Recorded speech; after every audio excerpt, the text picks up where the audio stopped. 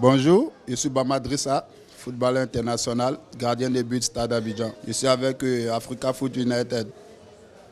Mon histoire commence lorsque je perds mon père. J'étais à Yabayo. Là, j'ai perdu mon père en 2000. Lorsque je perds mon père, j'arrive à Abidjan. Chez mon oncle à Tekoubé. C'est là tout est parti. C'est là le football commence pour moi. Je partais à l'école, mais j'étais encore beaucoup focalisé sur le football, vu que le père a joué au foot aussi. Je me rappelle de mon premier jour à l'Académie Mimo Sifcom. Un jeune venant du village qui se retrouve dans un endroit vraiment...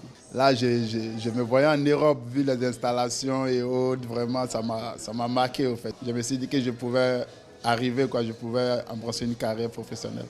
Comment tu as vécu le limogeage de Oussou Israël? C'était pas facile, mais c'est le foot. C'est le foot, on a eu mal. Arrivé à un certain moment, ça n'allait pas. Donc, les dirigeants ont pris une décision qui était un peu difficile, mais nous ne sommes que des acteurs. On est obligé de se mettre à la disposition du club. Donc, c'est arrivé, ça a fait mal, mais on a été obligé d'évacuer parce que la saison devait continuer. Donc, voilà quoi. Lafitte, c'est quelqu'un de bien, c'est un très bon entraîneur. Déjà, les choses se passent très bien. C'est quelqu'un de compréhensif. Il est venu, il a essayé de mettre quelque chose en place et on a adhéré. C'est un homme bien, c'est un homme tranquille. Donc, voilà, psychologiquement, tactiquement, il essaie de nous mettre dans le bain. Donc, du coup, ça fait que tout se passe bien. Je peux dire bien, tranquille, parce que le souhait de tout un chacun, c'est d'aller en Europe. Mais pour le moment, le bout de chemin que je mène actuellement, je suis satisfait. Parce que là où je suis arrivé, il y a beaucoup de personnes qui ne croyaient pas que j'allais y arriver. Et aujourd'hui, quand je me vois là, je suis content. Je suis content. Et ces derniers qui ne croyaient pas aujourd'hui, qui me voient, qui me félicitent, qui m'encouragent vraiment. J'ai essayé de réaliser un peu l'impossible, quoi. Donc du coup, je continue toujours, je veux encore aller au-delà. Qu'est-ce qui me manque pour être numéro 1? Moi, je ne vois pas ce qui me manque. En fait, c'est un choix. Le foot, c'est un choix. Les entraîneurs ont les choix. Donc nous, en tant que des acteurs, on ne peut que respecter les choix. Voilà, j'étais avec Folie, Amine. On formait un.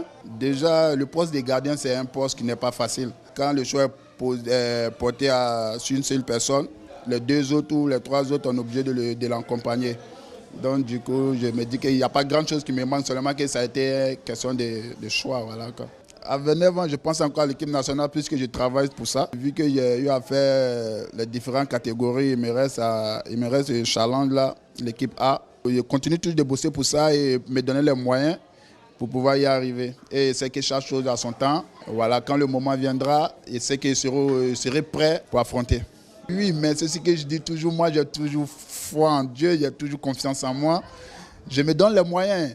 Les moyens que je me donne, ça n'a pas commencé maintenant. Ces moyens ont commencé depuis très longtemps. Donc c'est pour dire que je prépare ça depuis très longtemps. Donc quand le moment viendra, ça ne va pas me surprendre.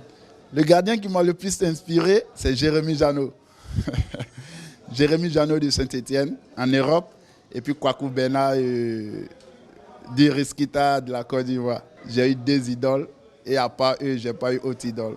Au contraire, c'est moi aussi devenu l'idole des jeunes gardiens aujourd'hui. J'ai aimé Jérémy Janot par rapport à son courage, le travail, beaucoup engagé. Et puis, bon, on a à peu près le même profil, pas grand. Voilà, quand on fait des arrêts, les gens trouvent que c'est spectaculaire, alors que ce n'est pas forcément spectaculaire. C'est par rapport à nos manques d'envergure, nos manques de taille qui font que lorsque les ballons vont, si on ne pousse pas, on ne pourra pas les avoir. Et quand on pousse aussi, ça fait spectaculaire, mais c'est malgré nous. Kwaku Bena, je l'ai aimé par rapport à ses risques.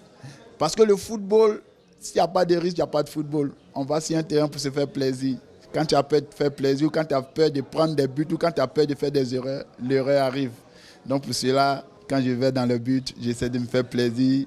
J'essaie de prendre du plaisir et de donner du plaisir aussi aux spectateurs et aux téléspectateurs aussi qui sont devant les écrans.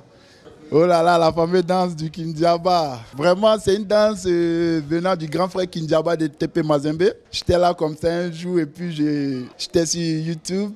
J'ai regardé un peu le parcours du grand frère Kindiaba et j'ai vu la danse qui a survolé un peu partout dans le monde entier. Vu que le grand frère a arrêté sa carrière, pourquoi moi ne pas prendre la danse pour ne pas que la danse puisse plonger ou bien la danse puisse se perdre. Donc du coup, c'est venu comme ça à l'idée de reproduire la danse ici en Côte d'Ivoire, de telle sorte que la danse puisse toujours vivre, ne pas se perdre encore dans les archives. La danse est devenue pour moi voilà, une joie, une manière de célébrer les buts quand mes amis marquent et de célébrer, de montrer ma joie lorsqu'on gagne, puisque je ne peux pas aller les rejoindre lorsqu'ils marquent. Quand l'attaquant marque, ils sont vers le camp adverse, donc du coup je ne peux pas traverser le terrain à moi aussi, de ma part de faire mon show aussi à moi. Voilà.